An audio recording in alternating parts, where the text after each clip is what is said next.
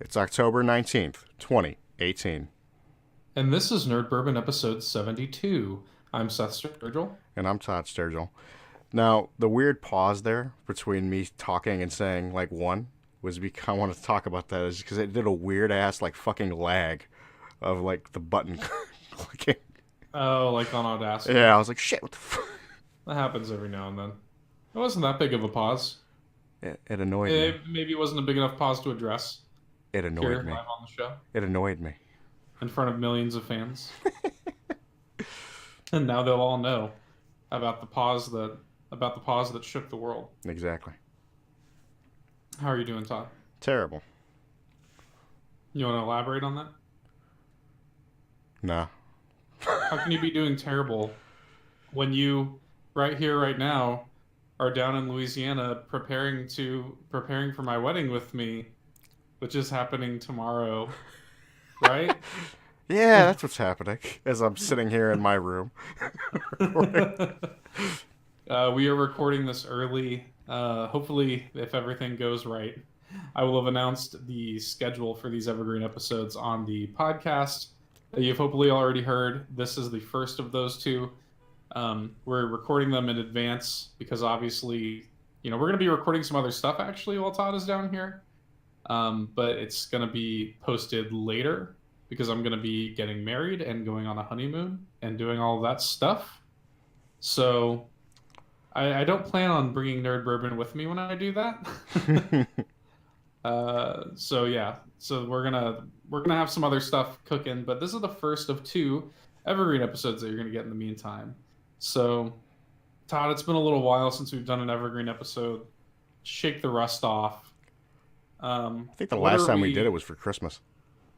Yeah, we wanted to take a little break for Christmas. I don't know if I really want to do that again this year because Well, I don't know. I don't think we're gonna do that because of some Nerd Bourbon special shit we're talking about doing. Yeah, we have some special Christmas plans, but also I just felt like a little bit of the light of my life left my body when we did that. Because there was a period of just like a month where we weren't recording because we had it all done already. Yeah, and it kind of felt weird to come back to it after a little bit. It was like shit. It felt good at the same time though. It felt good and like it was nice to have a little bit of a break, but I don't know if I don't know. I guess we'll see. We'll cross that bridge when we come to it. Todd, I'm at a period in my life where I cannot be looking ahead at any further bridges. I'm on a big bridge right now. Tomorrow I'm getting married. You're right here next to me. You're ready to stand by my side as I get married. I'll be off the market. It's a damn shame. This prime. Yeah, it's a damn shame. This grade A meat's going to be off the market. Nobody's going to be able to take it anymore. Saw a little bit of that grade A Halloween ass before we started. Oh yeah. So, just so we can completely remove the illusion, I may be wearing a shirt when we record this podcast. That doesn't mean that just below the camera, there's not just some straight up, just naked MeUndies legs going on. This episode brought to you by MeUndies. I'm just kidding. If only. I'm dead serious. I hope that MeUndies is like our first sponsor. I love MeUndies so much. I'm actually subscribed to them now. And what Todd was saying when he said Halloween ass, I'm currently wearing my my MeUndies, my Halloween limited edition MeUndies that feature pumpkins and candy corns, and they're very good. That's good shit. And Is I it one like of the them a glow in the lot. dark ones or no? These ones don't glow in the dark. My Star Wars MeUndies do glow in the dark though. Nice. So those ones are good. But you didn't get a glimpse of those. Maybe I'll show them at some point. Some point on the show. Just show off my underwear collection. Because that would be riveting content. Anyway, so the first of two evergreen episodes we have here. On the first one here, we're going to talk about a topic that we've been wanting to cover actually for a while. And it's funny because we sort of slipped into it in an earlier episode where we were talking about music. Mm-hmm. And it's like, it got me to realize how good of a topic it actually is for us to talk about because we both really like music. Mm-hmm. And again, we've been wanting to do it for a while. We've been saving it for an opportunity. It's like, okay, well, this is just kind of such a generalized topic that like we can save it for when we need an evergreen episode, like right now. Exactly. So, music. I think that's going to be our jumping off point. We'll just kind of see where the conversation goes. Um, I don't even know where I want to start the It's conversation. it's a weird thing to like, cause music like covers such a large part of like both of our lives. Like, cause I don't know, music is such a complex thing.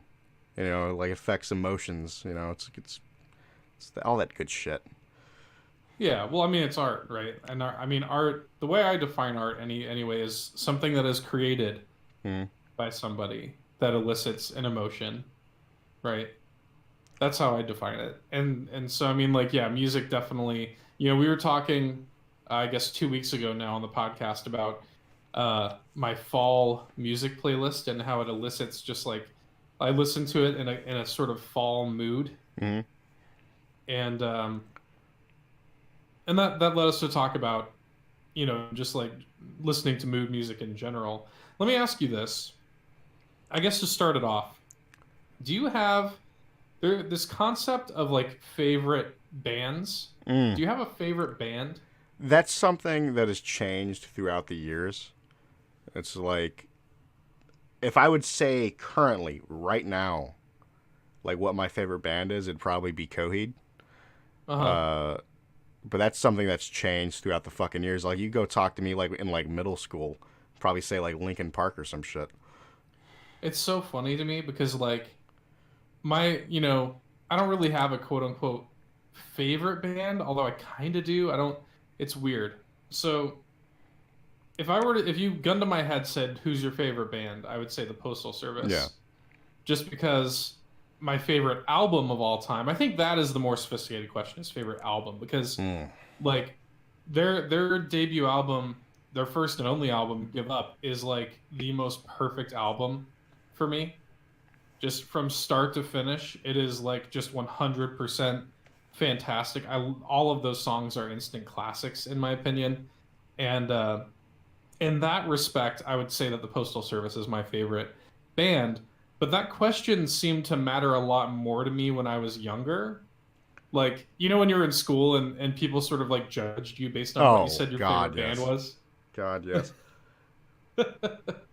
What was sort of the when you were in school, what was sort of the like culture? What was everybody listening to?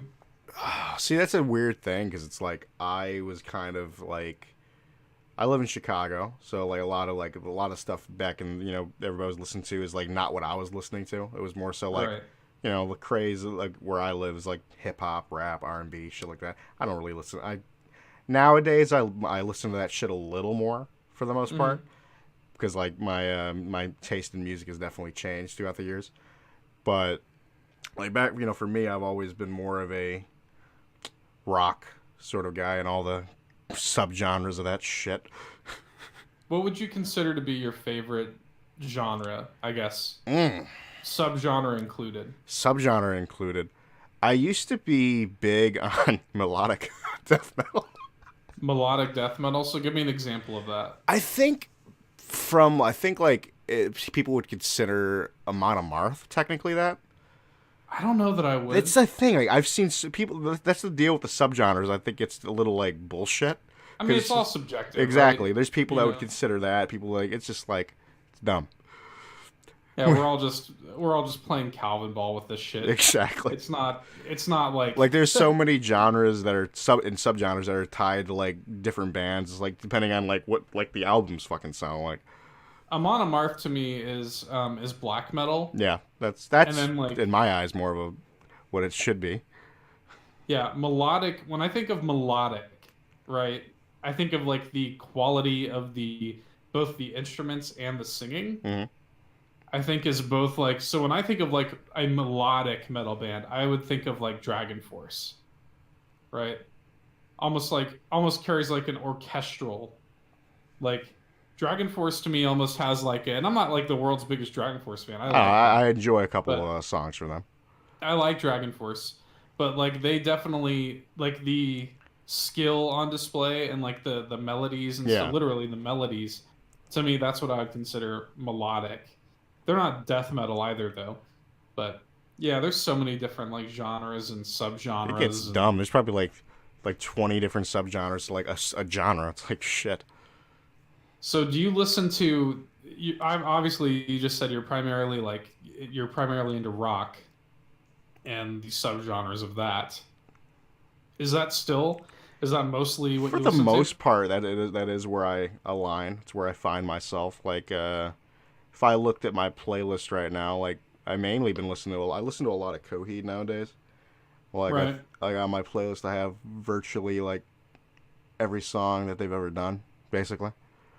I think my problem with that, and I've always had a really eclectic taste in music, but like I think my problem with listening to just like straight up like high octane like I think that's where I get hung up is just the energy levels Mm-hmm. of certain songs. Like sometimes I just want to chill out, and when I want to just chill out, I'm not listening to Coheed. Well, Where like, Coheed's got a couple you know, songs that are a little softer. oh, they definitely do, but I'm just saying I'm not listening to like, some of these like fast-paced. Oh yeah.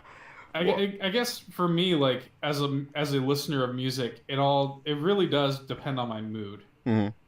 Like that's something that I talked about a couple weeks ago, like I said, but it really is all dependent on my mood for me. Now there are certain songs that I can just listen to whenever, and there are certain albums where I'm just like, I'll turn that on, and an hour later I'm still listening to it or Yeah. whatever. Now that's a concept that I actually wanted to talk about during this topic because that is a concept that is interesting to me. How do you feel about like the concept of albums? Like, are you? Because for me, for example, when I look at a band, I guess I look at the album itself, like the complete work, I Yeah. guess. Like I look at it as the complete work, like less so than the singles, Yeah. I guess. And like the album itself is an important part to me, less like the songs are less so than the actual complete. It's like as a whole, was it like a good album? Yeah, Instead of because like, yeah, I can pinpoint like two or three that I enjoy, but is all of it good? right. Yeah, I feel That's that. sort of where I'm at with that. Because I think that growing up, like I was definitely like I would just hear a song that I liked by a band, and that was like all I cared about was just that's that single. You know what I mean? But now as I'm older, I definitely appreciate the body of work more so than anything else. I can feel that. Which is why like the Postal Service Give Up, for example, and a few others that I can mention, like I just the entire piece of work is what I appreciate. You know what I mean? Like I don't know. That's such a weird concept to me, though. Just like the concept of like singles versus albums, I guess. Like picking and choosing versus just listening to the whole thing. You know, there's merit to me in like actually examining the work, Mm-hmm. like actually like digesting the entire thing as it was made. Mm-hmm. You know, to me that's the product that they're delivering, not the songs. It's like Yeah. it's the whole package. You know, I don't know. That's how I've always felt about albums. And I mean, talking about albums that I can just sit there and listen to start to finish. You know, aside from just Give Up, there's a few albums that I consider to be like perfect albums. Mm-hmm. I really think that the first couple of Sum 41 albums are pretty much perfect. Um, and in fact, like All Killer No Filler, that shit really was all killer no filler. uh, Does This Look Infected? Is a great album. Um, and like I said, I've always had a really eclectic taste where like I really like one of my favorite albums of all time is from this. It's a Talib Kweli and Mos Def collaboration called Black Star. Okay. And this is another one where they only did like one album ever, and it was like a hip hop album called. It was called This Is Black Star, and it just has this chill hip hop like New York vibes. It's all about like growing up in like Brooklyn, and it actually is pretty smart. Like the lyrics are smart and well written, and it's about kind of curbing the expectations of hip hop. Like there's there's lyrics about like why do we always have to sing about violence and hip hop song and sex and stuff like that, you know? There's more important things to sing about, you know? And it's an excellent record. Like that's another one where like just every song on there is just perfect. Pretty much No Effects' entire body of work I can sit there and just listen to. Like that's another band where I'm like they don't have a bad song, you know. They're I don't know. What do you think got you into like what do you think colored your taste in music? Hmm. I know we've talked several times about Todd in the Middle, where you just don't have earlier You know, memories. it's that's one of the things. Like I've tried to like. I don't think I had like some like I think you've lately in life lately you've definitely kind of like shaped my music taste to some sense to some degree with like churches and whatnot. Like you got me into Yeah. them, but like Well, I'll back in the show you day, bands that I think you would like, yeah, you know. back in the day, it's more so like as like a fucking like God, as just like a depressed like bullied fucking kid. Like it was just I just sit there and find shit on like fucking YouTube back in the day. Yeah. Isn't music discovery such a weird It's concept too? weird. It's like it's like randomly like just because yeah, like I'd randomly because I know I found like Linkin Park and like again Linkin Park was one of those things that like I think a lot of people would like listen to when they were younger, Right. and it definitely spoke to me when I was like a fucking depressed bullied kid. There are two things, two three-letter establishments that were very important to music discovery that don't really exist anymore. And those are MTV and VH1. That's some real shit. Because shit, what the fuck is MTV now? Yeah, that shit just doesn't exist anymore. Like that was how I discovered music when I was a kid. You know what I mean? I it used to be kind of the morning ritual, like getting ready for school. We would wake Yeah. up and like start getting dressed, and just VH1 or MTV would be on the TV, and there would be a song that I would like that would come on, or a music video or whatever, and I'd be like, "Oh, I like I this." think yeah, it's that shit doesn't exist like that definitely doesn't exist anymore. It's kind of depressing No, when you think about it. yeah, because like there's just the music discovery now is what you just said. It's just like a friend tells you, "Oh, I like this, and you should check this out," or Yeah, whatever. it's that's all. That's what the discovery is now. Because it's like I don't really, unless somebody tells me about something that I might like, I just kind of stay in my lane of like what I Right, like. right. And it's rare for me, like especially with like more modern songs. There are very few modern artists that I like. Like a lot of the artists that I listen to have stopped making music for like years. Real shit. And it's a bummer. And it's a bummer because I like to keep up with artists and I like to be excited about a new upcoming album. Like when the new Churches album came out, Mm-hmm. like I pre-ordered it and stuff like that, and I was like really excited about it and stuff. And you know, I like that whole like cycle of Yeah. it.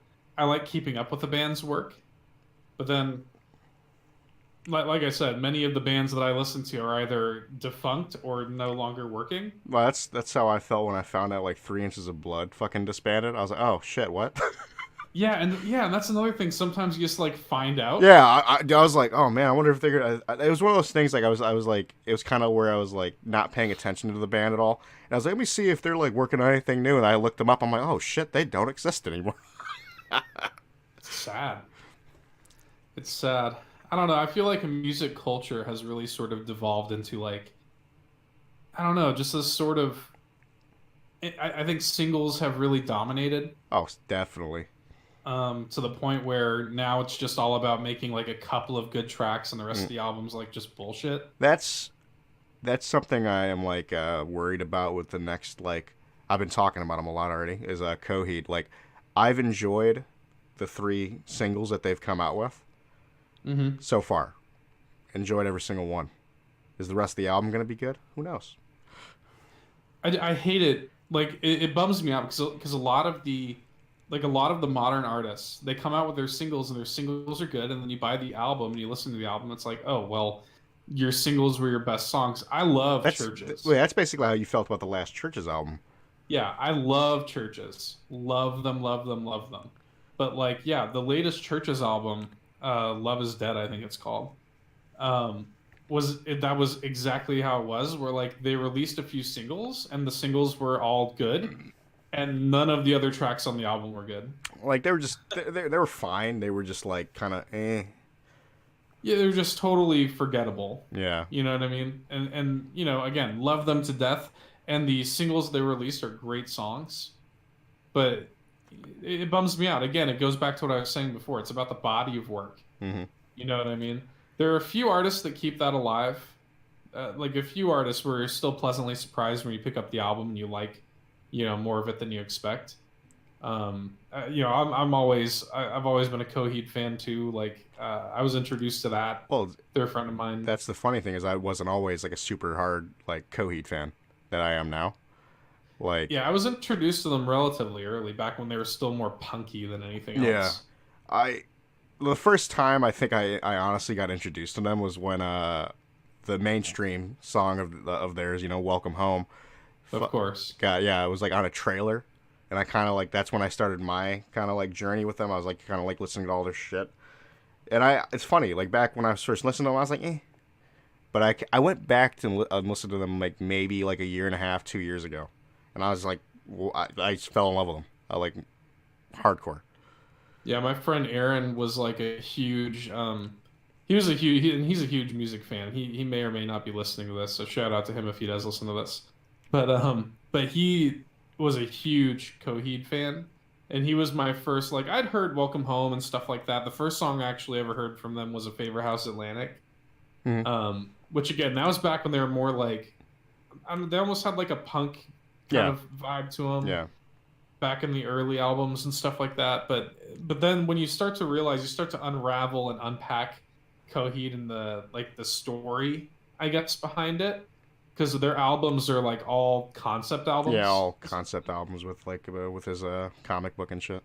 Yeah, and you know, and like my buddy Aaron was like huge into that. Like he had all the comics and Yeah. stuff like that, and he was just a hardcore Coheed fan, just a big fan of like all the stuff that they did. And uh, you know, I think Coheed has really matured with time. Well, it's And I I even like the album that they did. That was the one that was like not even. It wasn't a concept album. It was just like the first time that they've ever done like just a standard kind of album, yeah, and that shit was good.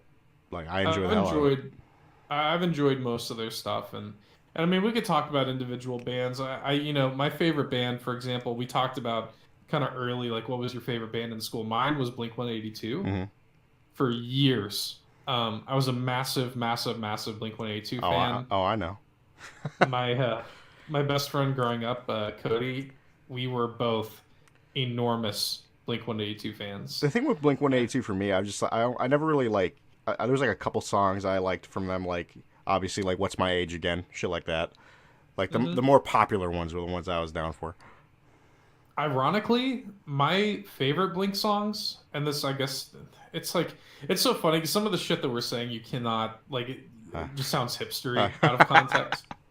But I really like their earlier work. When, like, Blink's earlier stuff, when you're talking, like the Dude Ranch album, for example, um, they're much more, like, kind of hardcore punk rock mhm.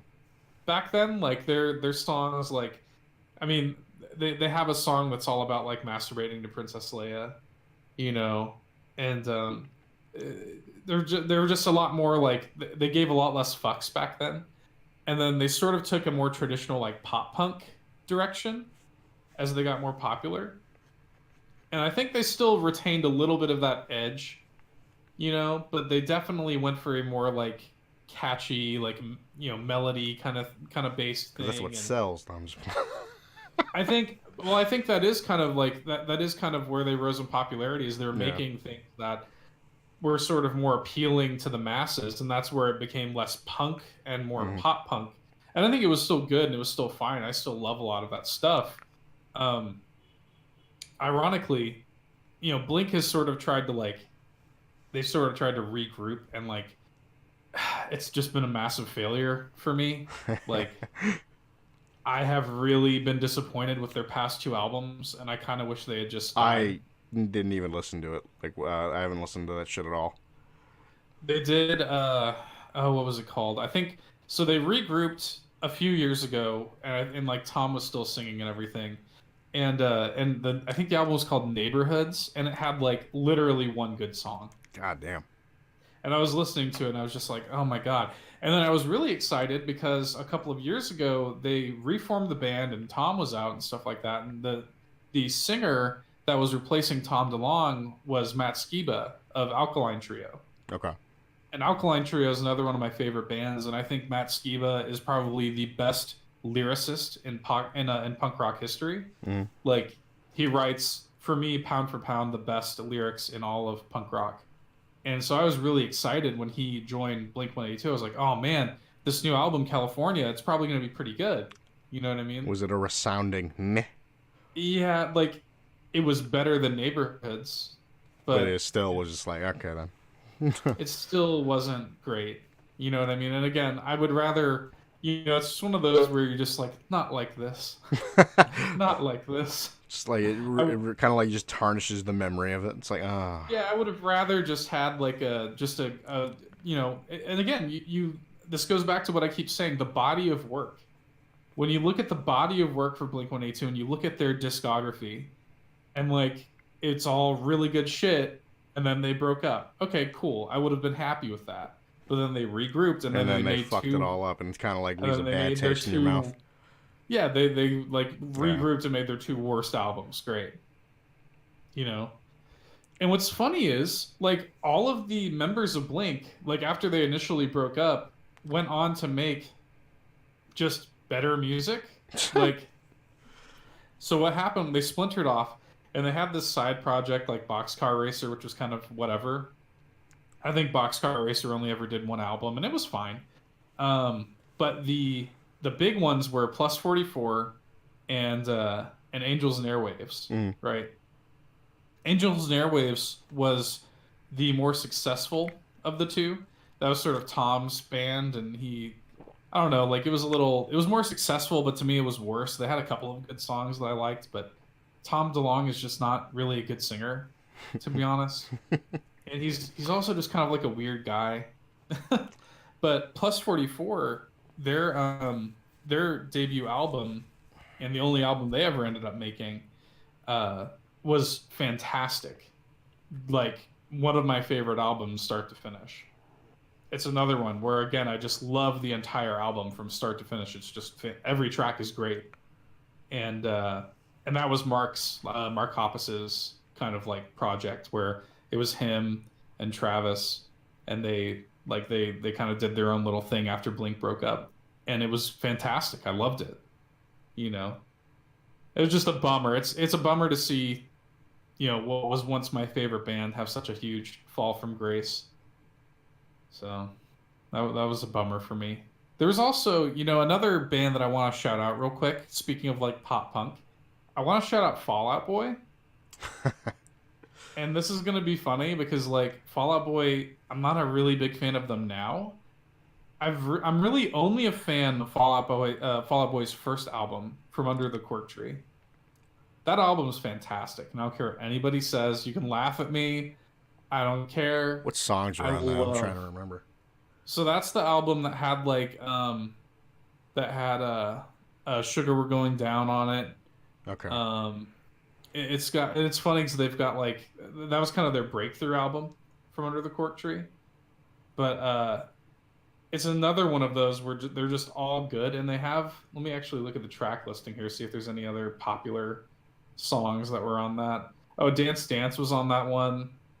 A Little Less 16 Candles was on that one. But my favorite tracks on that album are actually not the ones that were are not the ones that were like made into singles. Mm-hmm. So my favorite Fall Out Boy song, period, is Nobody Puts Baby in the Corner. And that was on that album. And like, that was never made a single, but that was just a great fucking track, So it just goes to show. Talked about Linkin Park earlier, I Ooh, wanted to touch on Linkin Park a little okay. bit because, like, what are some of your favorite Linkin Park songs? Ooh, that's something I need to like get a fucking thing for. There's a what's that one? I think if you remember the video, remember the video that's kind of like animated a little bit. It's got a Yeah, it's weird. Breaking the Habit. Yes, I love Breaking the Yeah, Habit. That's a that's my good one. favorite song by them Is it too. really? Yeah, That's a good yeah. one. I really liked their. I remember when Meteora came out, the album Meteora. Hmm.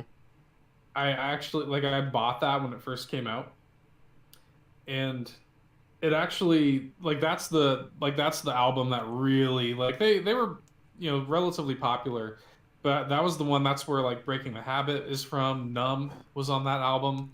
There's like I'm actually looking at Meteora right now. On the track list on there is like on there, most of the Linkin Park that I like is on here.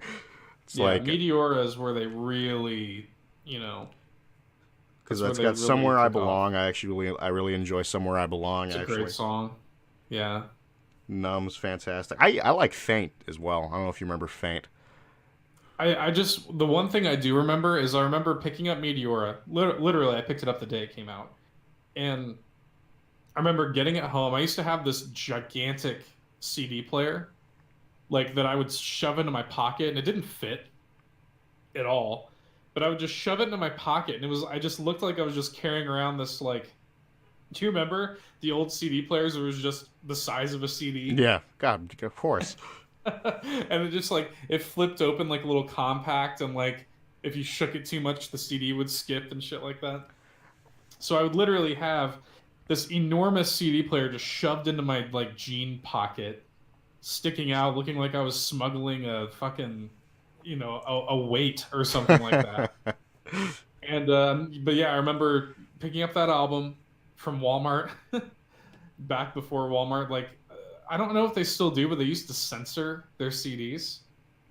They used to have like the radio edited versions of the CDs. Oh yeah.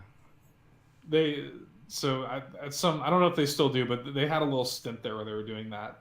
But anyway, I bought like the Walmart edition of Meteor or whatever, popped it into my CD player and walked home.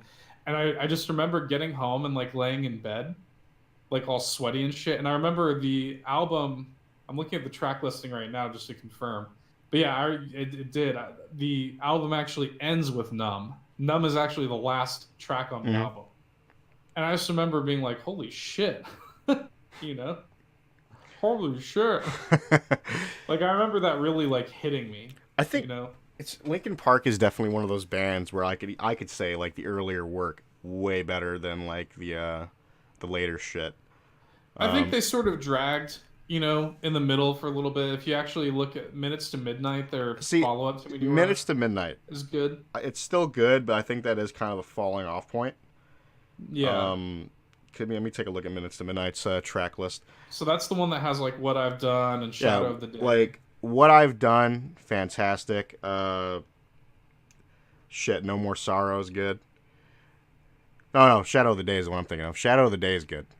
"Shadow of the Day" is one of my favorite songs by them. Yeah, it's like It's a there really good like one. with Minutes to Midnight, whatever. It's like there's a handful of songs that are actually like good on that one, Yeah. and then it's like I kind of this is actually kind of where I think I kind of fell off them actually with Minutes to Midnight, and I went back uh later on and like shit, I didn't realize they came out with like fucking four fucking albums in the time that I wasn't listening to them.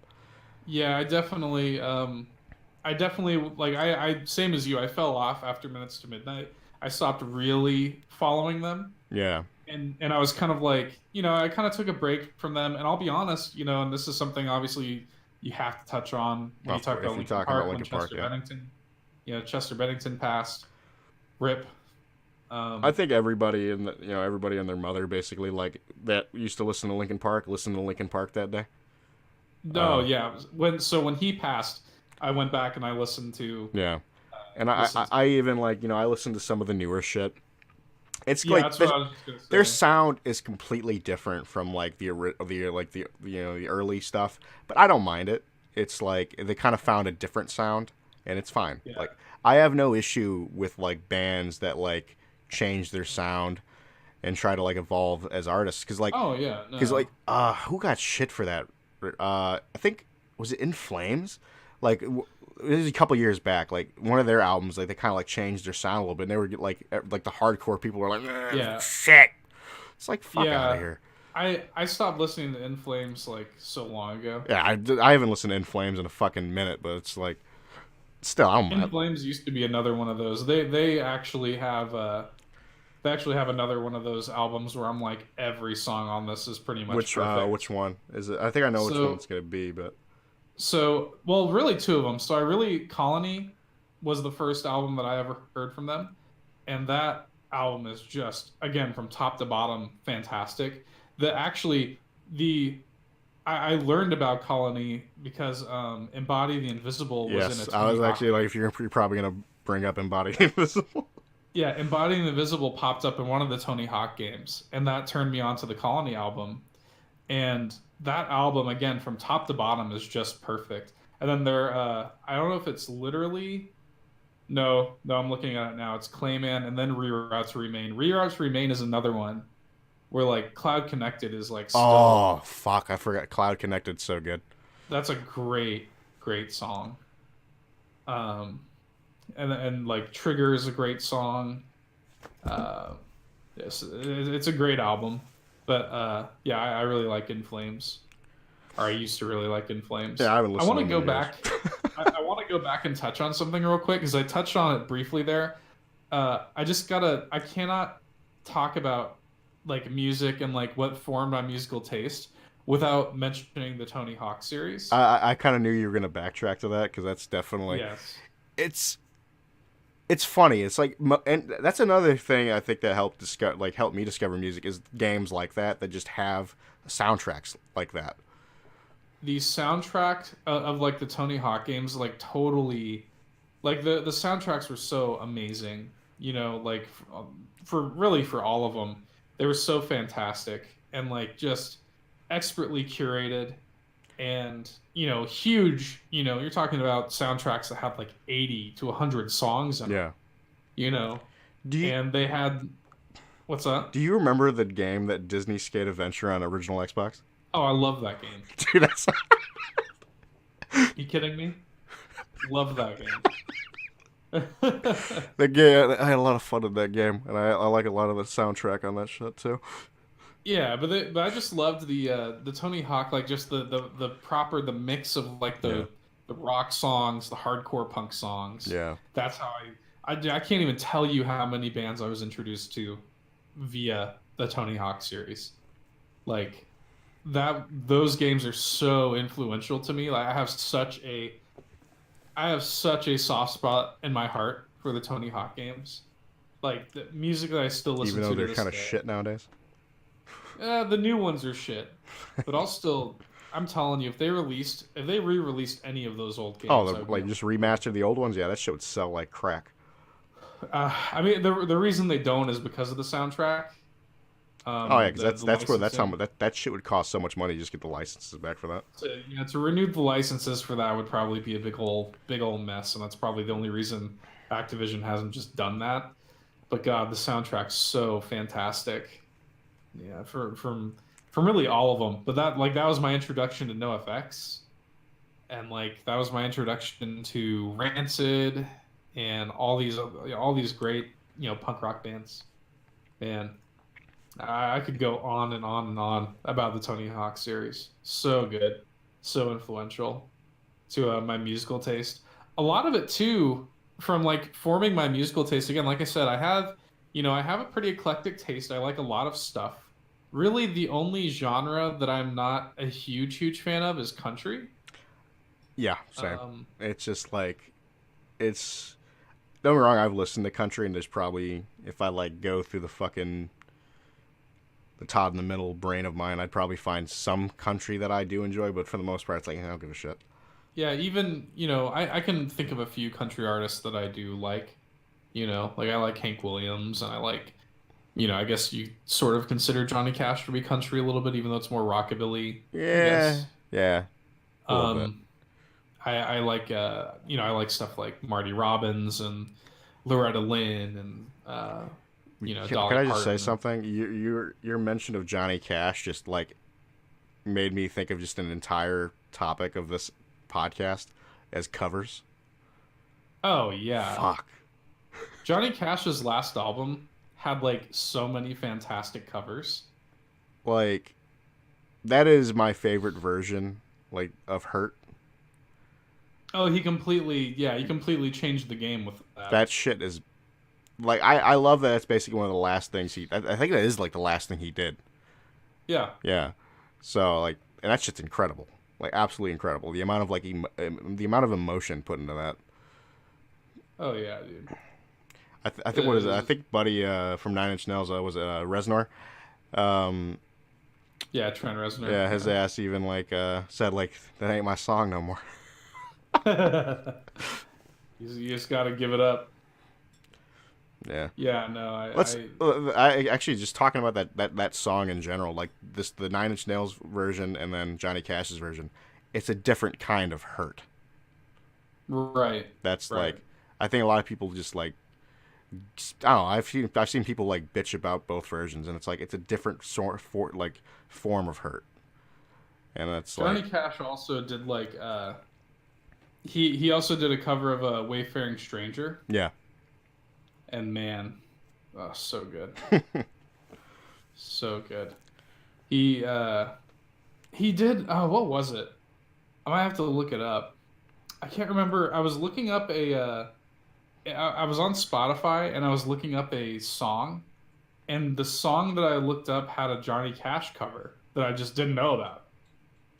What was it? I'm gonna have to look this up and find it and update.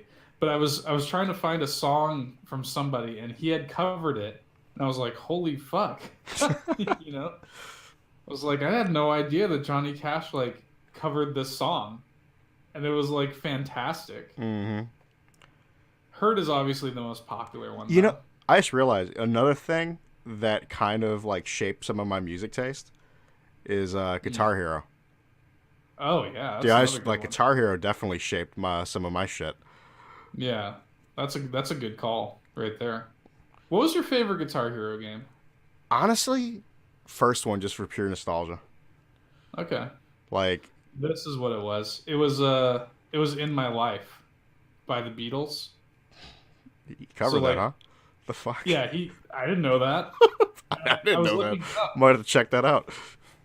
I was looking it up because I wanted to put it in our wedding playlist, right, for slow dancing. Yeah. And I find a Johnny Cash cover. I'm like, what the holy shit? And he just again he just carries like such a weight and like gravitas to his Mm-hmm. voice. Yeah, man. Oh, I so definitely, good. I have a couple of Johnny Cash songs on my fucking playlist. So, But yeah, I'll never forget though to go back to Guitar Hero.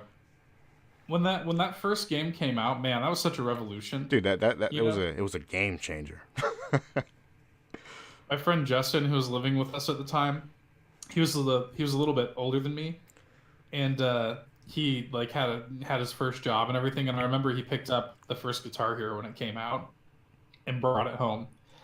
And dude, like we just played that game for like easily 8 hours straight. Did nothing but pass the controller back and forth playing Guitar Hero. It was such a it was like you said, it was such a game changer. And obviously they beat it into the dirt. And then they released Guitar Hero Live and it was amazing, but nobody bought it. Yeah, I bought it. I did too. I But bought it way we're one later, of but I bought it. yeah, yeah. I actually bought it at launch for whatever reason. And like I loved that game so much. It's They like did such it a was bang up too late job. for that franchise. I think honestly, I think Rock Band ended up kind of becoming a bigger thing for the It, most well, part. so the yeah, with rhythm games, with music games in general, like yeah, it started off huge, and then Rock Band kind of redefined it by introducing the whole band element. Yeah, And man, that was a huge thing too. yeah, Bro, my whole family played Rock Band together. dude. Who the fuck are you telling? It was me on the drums, man. You were the drummer, huh? Uh huh. I could do everything, but you know, surprise, surprise, I always wound up singing. You I know, think it was I like was always usually the like singer. my mom or my sister doing the singing. Yeah. But I could do it all. The God, drums were always the most fun to play. dude, that's the thing. Like, that's the main reason I did it because it was just so fun. Yeah. God, oh my God, I miss Rock Band so much now. Dude, I would like kill to get like a Rock Band set up and just sit there and play Rock Band. Dude, that'd be But you fun. know what That'd be fun to have when I'm down there. yes, it would. God, that would be so much fun. But it's just a pain in the ass because like Rock Band, like the real issue with those games is just like nobody wants to keep all of that plastic shit in their That's house. the realest shit. You It's just know? the maintenance on the equipment for it. It's like, and it takes up so much fucking space. Dude, I remember like if you didn't just have your drum kit just set up at all It's times, annoying. like it's like let me put on the legs and pop on the little bottom and the drum pads and all that. So yeah, no, but I miss that, dude. And you Yeah, it know was what? fun. Did you ever play DJ Hero? I never did, but I think I remember back when it came out, you were playing it and you loved it. Still, oh my God, dude.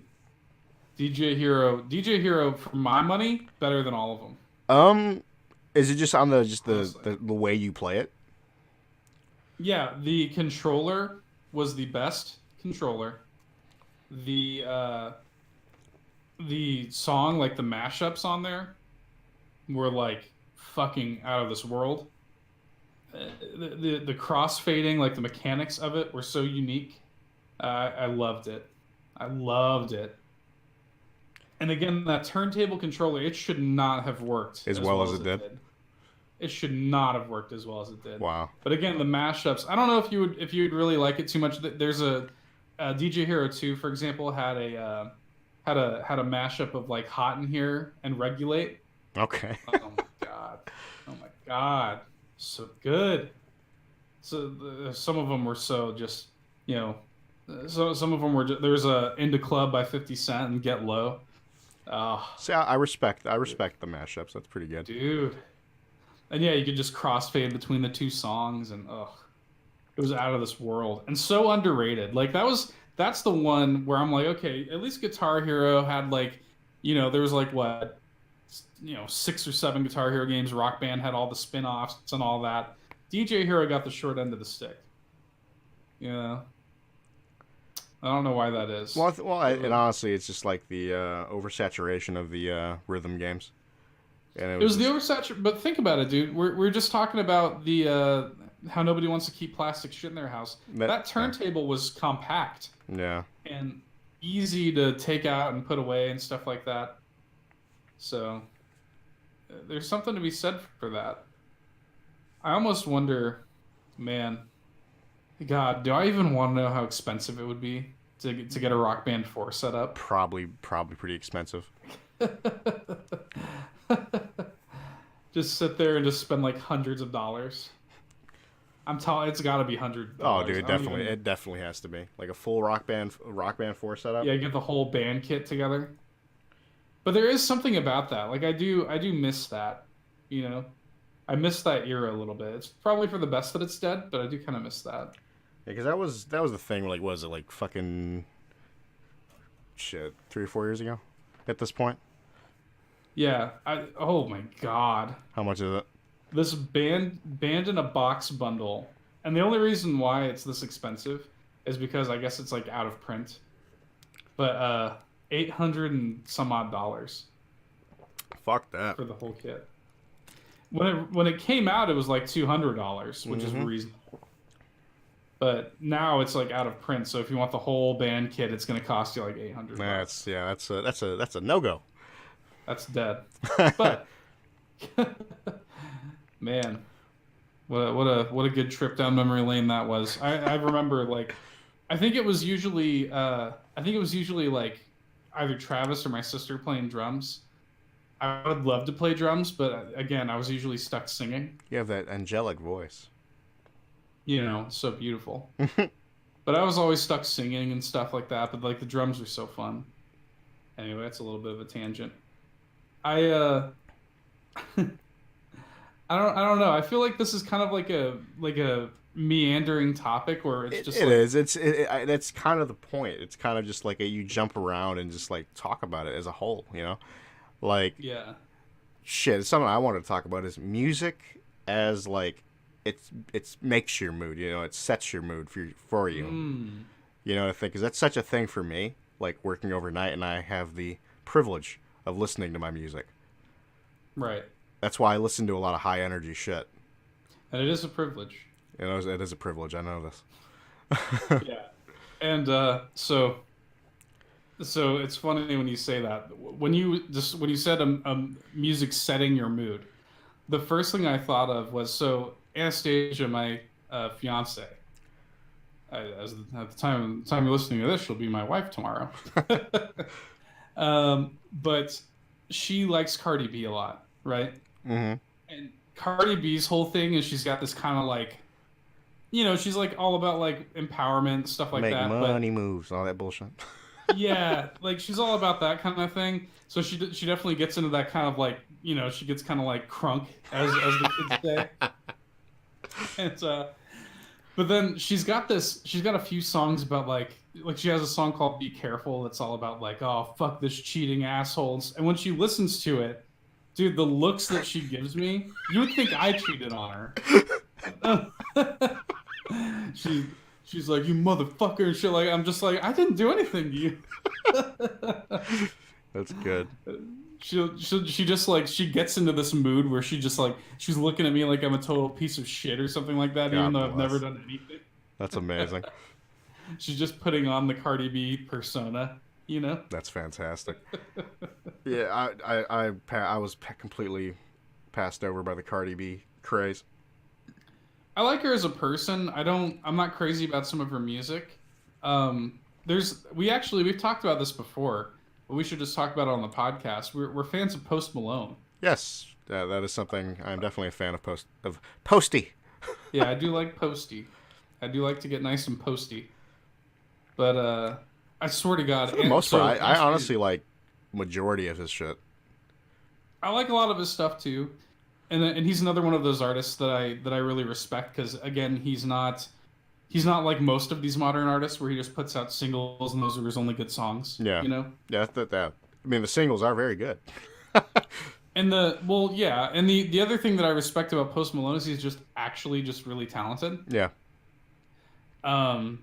Like there you can see several videos of him just sitting down with a guitar, Mm-hmm. you know, and singing traditional music, not just like rap or hip hop. I think Have you seen the video of him doing that cover of a Nirvana song?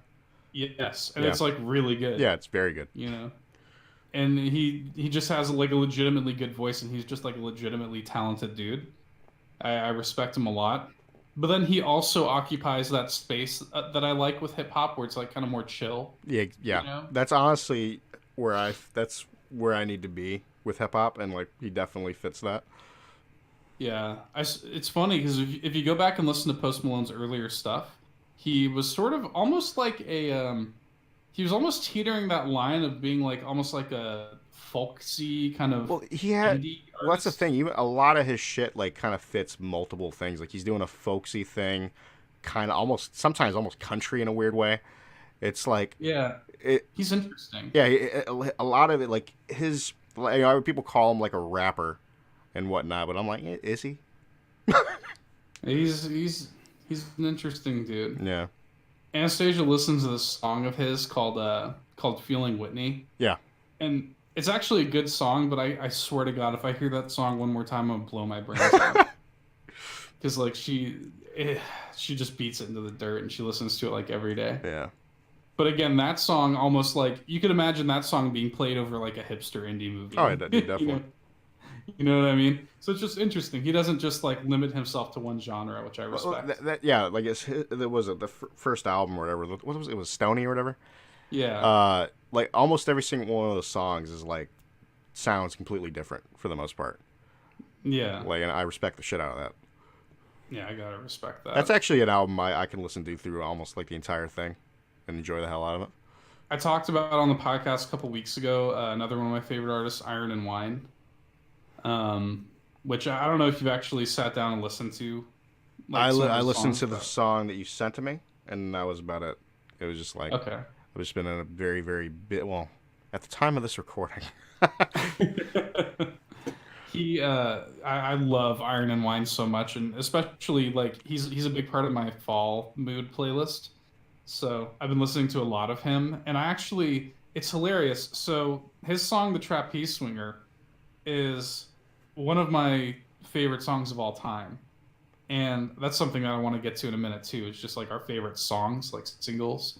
But his song "The Trapeze Swinger," I like just started realizing what that song is like actually about, and I've been listening to it for years. Been listening to that song for like 10 years or something, and only now am I really like.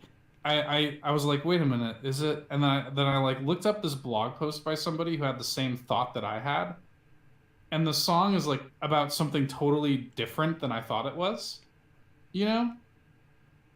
And I can't really describe it correctly to you without you knowing it in context, but like, it just makes me love the song even more, you know?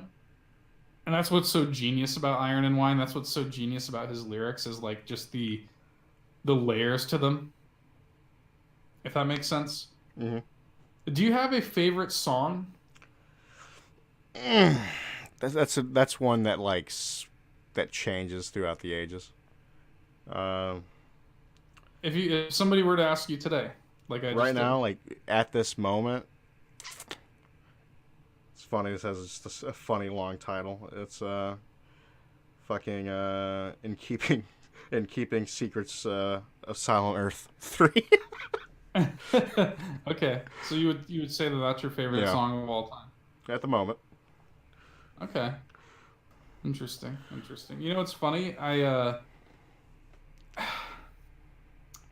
The song that I keep going back to when somebody asks you what's your favorite song, right? I think I think my favorite song is probably "Singing in the Rain" I feel that. because that used to be my go-to movie when I was a kid when I was sick, and that song just always makes me happy, and it's just so hopeful. And like if I were to like if somebody said like you listen to one more song and then you die, you know That'd what I be it. mean? That would be it. It's just so joyous and so like happy and hopeful. And yeah, like it's a little bit lame of me to pick "Singing in the Rain" because it's like from a musical and Can stuff I like can I that. can I But tell you the last song I would listen to before I die? what? Hurt.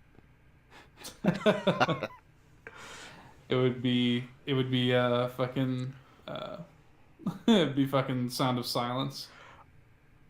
I don't know. Have I told that story on the podcast? I feel like I have.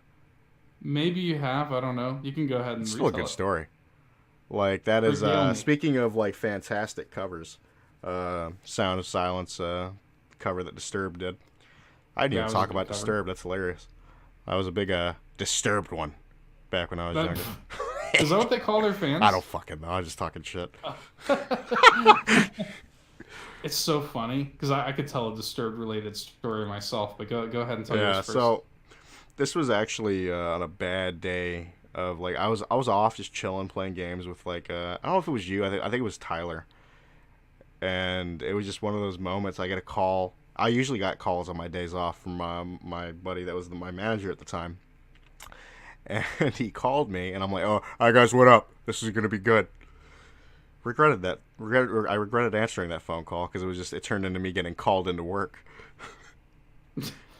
on a very Oh, this is very. gonna be good, guys, and then you get back on the mic. Yeah, I gotta go to work.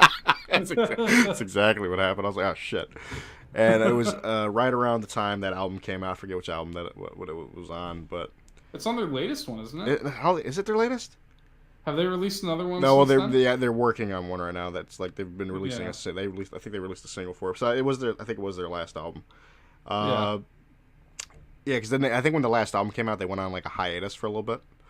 right. So that I was just listening to that like heading to work, and as I got into my job, I looked around and just everything was just going bad, everything.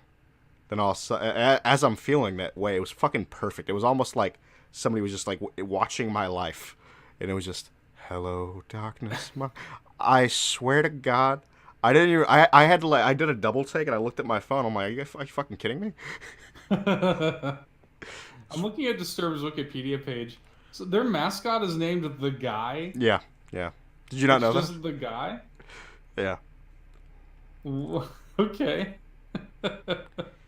Wouldn't it be better to just not give the mascot a name at all than to Just, just name him just the Guy? yeah. It's kind of dumb. My It's not like my fucking experience. Iron Maiden with like a fucking Isn't there a mascot named like Eddie? yeah. Yeah, that's so funny. My Disturbed story. So I went to a Uproar tour with with an old friend, and we went to we went to this concert in Dallas, Texas. Oh my God, it was so hot. It was like the middle of summer. I think it was like September, August, or something like that. Middle of summer in like Dallas, Texas heat. Oh my, it was a fucking nightmare in terms of like I came home. It was funny. I was wearing my beanie when we went. That's a bad move. It was a bad move because I came home looking like a fucking Neapolitan ice cream. That's that's Like exactly. I was like, dude, that's a bad fucking from move. like the forehead down, I'm just red, and then like up, like the top of my forehead was just white. Yeah, that's a You know? that's the problem with what rocking the beanie all year round is when you get Yeah. sunburnt like that. That's bad. And like when I came home, I just looked ridiculous. And so the headlining artists were Stone Sour, uh, who actually a band who is kind of popular now, who at the time had just released their first album, a band called Hailstorm. Familiar with Hailstorm? Yeah, well, like a couple of their songs. I do too. Back then, again, they had just released their first album, so they were like kind of like nobodies. And that was they started to like pick up after that because that was the album that had like I Get Off on it and stuff like Yeah, that. And that was when they really kind of got big. But they opened for Stone Sour, and I was like, wow, I really like these guys. And I picked up their first album at the show, and then Stone Sour played. You know, Stone Sour's an awesome band. I've always been a big Corey Taylor fan. I really like him both as a person and as a musician. hmm I really like Stone Sour a lot. Bother's like one of my favorite songs. Um, and then they had Avenged Sevenfold was kind of the big like one of the big headlining bands. And then after Avenged Sevenfold was Disturbed, right? Can I say something? Like, am I the only one that's like I'm just kind of at Avenged Sevenfold? You know, I'll say this. I've never been the biggest fan of them, but as I was looking, they occupy such a weird space in my brain because like the more I think about it, I'm like, yeah, I'll say all day long, yeah, I don't really like Avenged Sevenfold. I mean, there's a But then I couple. look I at will it. admit, there's a couple songs I enjoy, but like, Well, see, that's what I would say too. But then I look at their list of songs and I'm like, oh, I actually like 14 of their songs. mm. You know, I'm not going to go as far as to say that I like entire albums, but I like more of their songs than I would like to admit. And a lot of that is probably based on like just the sheer volume of work that they've done.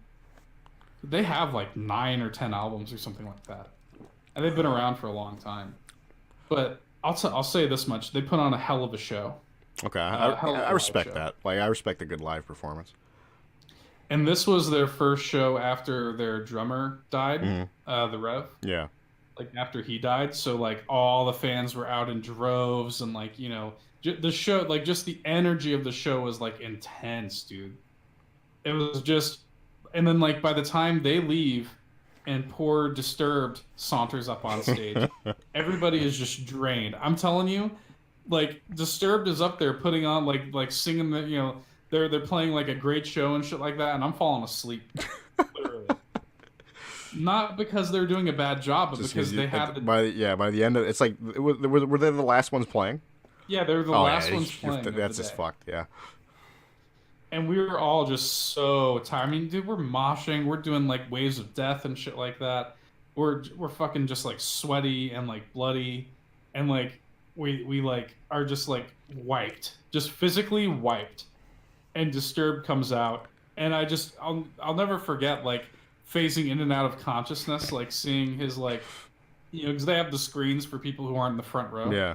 or whatever, and he's just up there, just like come on, type shit. And I remember he was like he's like slapping himself and shit like that, like on stage. I just felt so bad for him.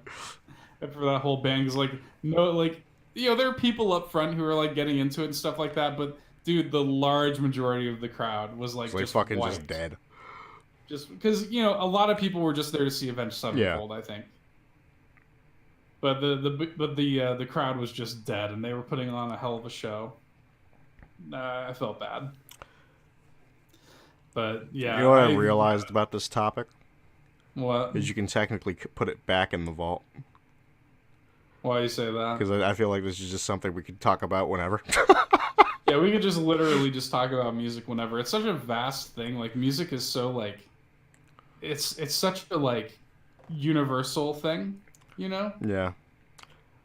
Like there's several like aspects of music that we could talk about. I was actually just talking to Anastasia just yesterday about like where my love of like the oldies came from. Mm-hmm. Because Papa used Oh, to of listen course. to like, Like, the dude, oldies. shit. Like, dude, The it's like, oldies were exclusive. it's like Papa, and then, like, shit, my dad still listens to the fucking oldies. Yeah, like my biological father, we would be like driving and stuff like that, and that's all he listens to oldies like exclusively, you know. Mm-hmm. So I got a big love of the oldies from that, you know. I love all genres of music. Anyway, yeah, this is just it's so funny because like sitting down, I was excited to do this topic, and I'm still excited by it, but I literally feel like I could just talk about music all day long. Yeah. So, so I feel like we should, in the interest of time, just kind of cut it here. I'm gonna end it with one thing. Okay. It's a very brave but yet controversial statement. Okay. Nickelback doesn't deserve the hate that it gets. No, it doesn't. Let's talk about Nickelback for a second. I actually don't mind Nickelback for what it's worth. Just to round it out. Nickelback does not deserve the hate that it gets. Now, does that mean they're good? No. Yeah, it's whatever. They're like, I don't know, like, it became such a meme to shit on Nickelback. That's really what it boils down to. Is it was just a meme at the end of the day. Like, there's a couple songs that I legitimately enjoy. I don't mind them. Like, it's like, I find myself like whistling along to them exactly when they come on the radio. at work. Some of them are pretty catchy. Yeah, they just don't deserve the hate that they get. I'll say this: I like that song that Chad Kroeger did for Spider-Man 2: Hero. Yeah. I like that song. It's so funny because it became such a meme. I remember people like there was a thing going around Facebook for a little while where it was like you could click on a link and see like which of your friends had the Nickelback page liked, so you know which friends to delete. So that you know which friends weren't your friends. No, that's beautiful. But Nickelback's not that bad. They're not You know that what I bad. mean? They're not great. They're okay. I would go as far as to say that, like, there's no bad bands, Todd. There's only bad people. You know? There's only the opinion of the internet coloring bands. There's we could think a band is shit. And somebody else could like it. It's all subjective art. You know what I'm saying? Oh Lord, I could definitely think of a couple bands that are shit. Just go ahead, drag them. Shout them out. We're about to end the show anyway. Fuck it. Let me see. Black Veil Brides. Go on. Anything that 15-year-old girls listen to. Listen to these days. There's a couple just all that shit. There was who's somebody that I really I need to stop talking about music before we just keep going and going. But my mom was a huge fan of Alanis Morissette. Okay. Growing up, and now in my adulthood, I've sort of become a huge fan of hers too. I really that's another album that I think is perfect start to finish. Jagged Little Pill. We have to stop. By Alanis Morissette. I know we do, but I just it's so funny because when I was a kid, I used to tell my mom she would put it on, and I used to say, "What is this tampon music?" What is this tampon? And I don't know why I called it that. I like it though. What is this tampon music? And then I carried that forward because there you go. I carried that forward when Eden was like a teenager and she would listen to kind of like emo girl songs. No, Lord. What is this tampon music? You know, one of my favorite stories that you ever told me involving Eden in music is that was Tears Don't Fall. Tears do fucking fall.